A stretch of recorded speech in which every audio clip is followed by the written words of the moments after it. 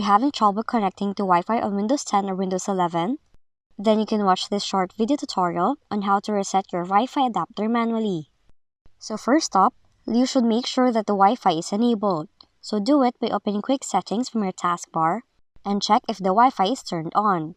Then, right-click on the Start menu, look for Network Connections, go to Advanced Network Settings, click More Network Adapter Options,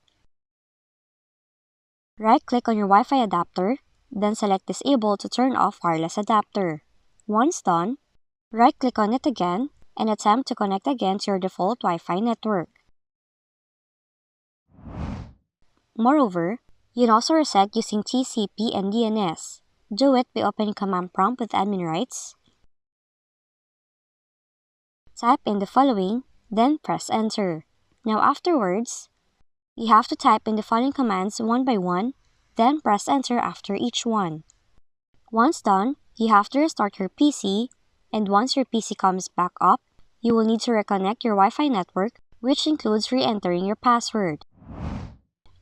As for your last fix, uninstall or reinstall your driver. To do so, go to Device Manager,